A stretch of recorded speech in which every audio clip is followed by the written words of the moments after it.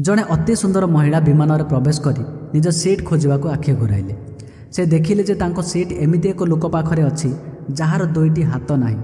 महिला एही विकलांग व्यक्ति पाखरे बसिबाकु द्विधा बोध कले एवं सुंदरी महिला संगे संगे एयर होस्ट को डाकी कहिले मु ए सीट्रे सुविधाजनक भाव भ्रमण करिपारिबि नाही कारण पाख सीट्रे बसिथिबा व्यक्ति जनकर दुई हाथ नाही।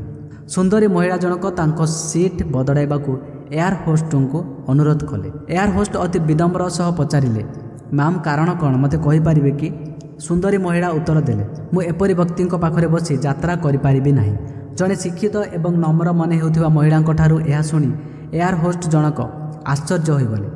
महिला जनक पुणी थरे जोर दे कहिले जे मु सेही सीट्रे बसी पारिबि नाही, मते आउ गोटे अलगा सीट दरकार। एयर होस्ट सीट पाई चारिआडे आखि घुराइले हेले कौनसी खाली सीट नथिला।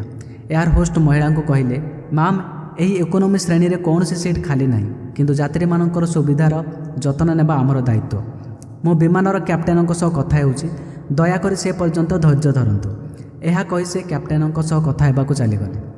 किछि समय पर फेरिबा परे से महिला को कहिले मैम आपणकर होइथिबा असुविधा पाई मु बहुत दुखित। एही समग्र विमान रे केवल गोटे सीट खाली अछि एवं ताहा प्रथम श्रेणी रे। मु आम दल सहित कथा होइछि एवं आमे एक असाधारण निष्पत्ति नेइछु। आम कंपानी रे प्रथम थर पाई इकोनॉमिकल श्रेणी रु प्रथम श्रेणी को जड़े यात्री को स्थानांतर करा जाउछि। सुंदरी महिला जनक बहुत खुशी होइगले। सुंदरी महिला निजर प्रतिक्रिया रखिबा पूर्वरु एयर होस्ट से विकलांग एवं दुई हाथ नथिबा व्यक्ति आड़ को गले एवं तांको भद्र भाव में पचारिले सार आपण प्रथम श्रेणी रे यात्रा करि पारिबे कि? कारण आमे चाहूनाहु जे आपण जड़े अभद्र यात्री सहित भ्रमण कर विचलित हुअन्तु। एही कथा शुणी सबु यात्री ताली मारी एही कथा को स्वागत कले। सुंदरी महिला जनक लज्जारे आखि उठाइबाकू साहस करि पारले नाही। तापर से व्यक्ति जनक ठिया होई कहिले मु जड़े पूर्वतन सैनिक एवं ऑपरेशन समय बोमा विस्फोरण जोगु मु मोर दुई हाथ को हराइथिली।